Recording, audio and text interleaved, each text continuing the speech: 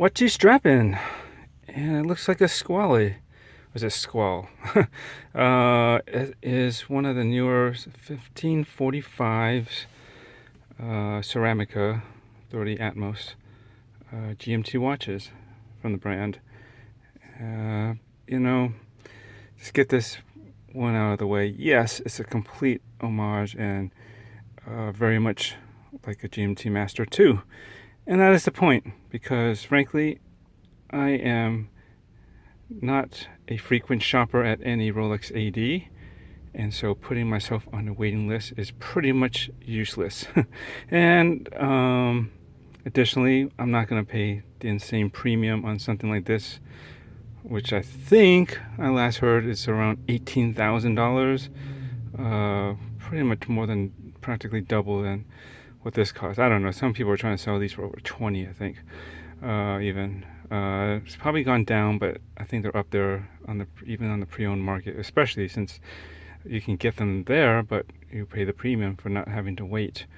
And even if I did wait and I could get one, I don't think I'm going to be spending anywhere close to nearly 10 grand on the actual Rolex GMT Master 2 Pepsi ceramic bezel on the Jubilee. I wish I could, but it ain't gonna happen. Anyways, this ain't a review. Again, these what you strap in videos are basically watch of the day and strap of choice. Just got this in, so I'm enjoying this on the stock Jubilee. It's just actually quite nice and very comfortable. I'm definitely going to do a review on this, but quickly stated, yeah, I mean, I really like the GMT Master 2 look. I think it looks really classy and sporty at the same time, and just the red and blue bezel really stands out really nicely. Having just passed by the 4th of July weekend, seeing certain celebrities that had the real thing, the Rolex GMT on wrist, just slightly hidden underneath the cuffs, and throughout. Sometimes I've seen some other people with these, just with the Rolex GMT rather. That always looks good, that red and blue off of the wrist against the stainless steel, and just that classic and modern oyster case.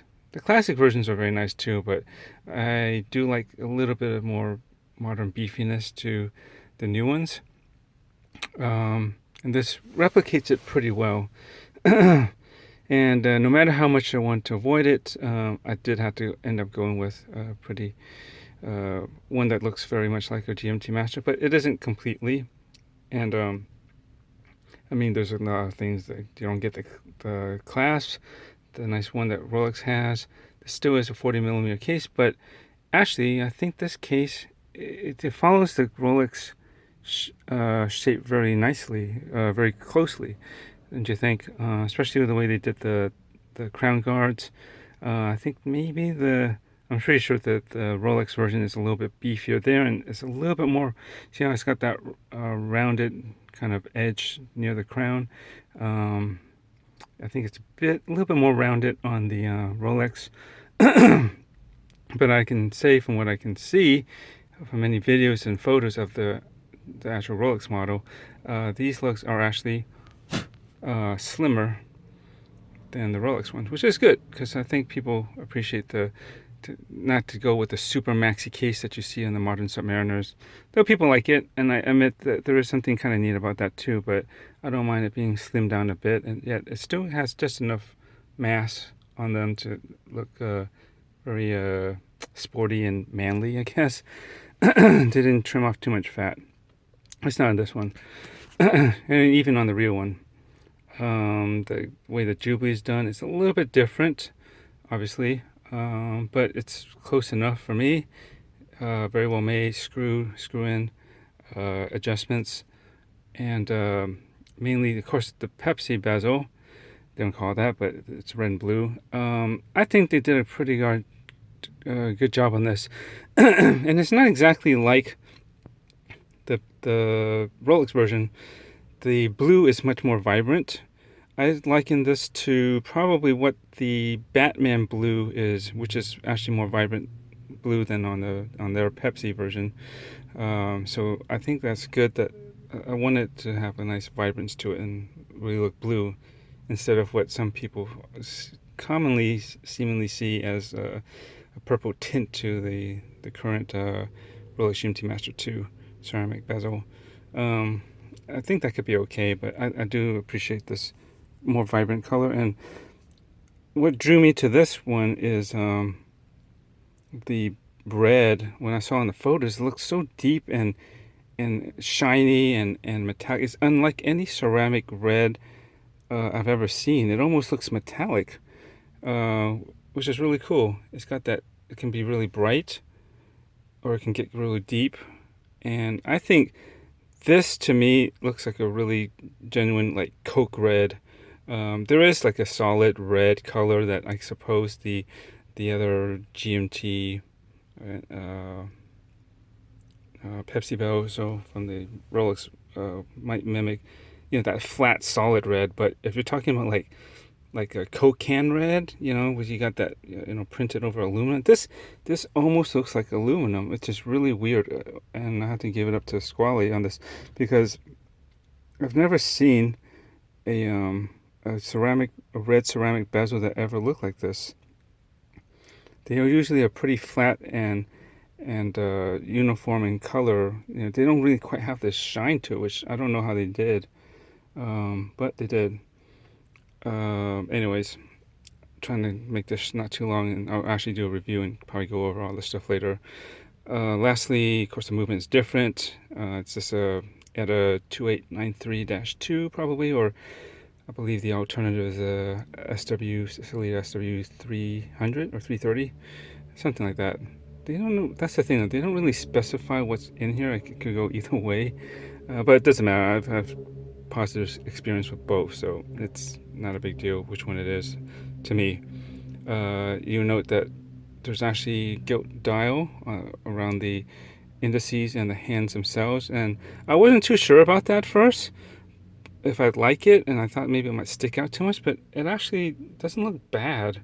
I kind of like it, actually. It gives a little more warmth to the dial, um, just that little accent of color, and there's something kind of, I want to say regal, but I don't know, kind of luxurious about having that gilt in there. And it's not, for most angles and lighting, it doesn't stand out as being super yellow to me. I mean, there's enough of it in there that you can see, but a lot of times, even a high polished silver hands or white gold, whatever you want to call it, basically silver, reflects and catches a lot of warm colors anyways, in my experience, especially in hands. That could be noted in you look at my SCEB 009 Seiko. Yeah, it almost looks like it has gold indices, but it's not. But anyways, I don't think it looks too bad. I think it's something different. There's no cyclops, which is fine. I actually do not like the cyclops as much, just because it keeps the surface of the watch smoother and cleaner. And I think this window is plenty big as well, and so I appreciate that. And what some reason Rolex doesn't do is they don't lume their bezel, and this one is lumed, and it glows really well. Actually, better than a little bit better than the dial, but they'll both hold up overnight reasonably well. But definitely the lume that they filled this bezel with, they did put a lot into it, because it really does shine as you go into a dark room. And maybe I'll show that later. In a video probably, but I'll probably post some photos of this pretty soon. But yeah, people will hate homage watches, and especially anything that references Rolex, which a lot do. But realistically, that's not something that I want to bother saving up for, or waiting, or both. And I think this does a pretty good job of scratching that Pepsi GMT itch quite well at a better, much more affordable budget, well under $1,000. And it's very serviceable. ETA movement, one constant arm and a leg as well. Should be, I have to check the regulation and how well it's accurate, but so far so good. As far as I can see, it's only been less than a day actually since I've had this. And what else is there? I guess that's basically it for now. It's getting kind of long. So anyways, you'll probably see more of this in the upcoming episodes, and hopefully in a review soon. We'll see. Probably at least another week or two just to really give it a good run and get a feel for it. But until then, hope you like this. Don't put too many hurtful comments about copycats and homage watches in general. Hey man, there's a market and a place for everything, and this suits me just fine. I think it's pretty cool. Anyways, have a good one. Thanks. Bye.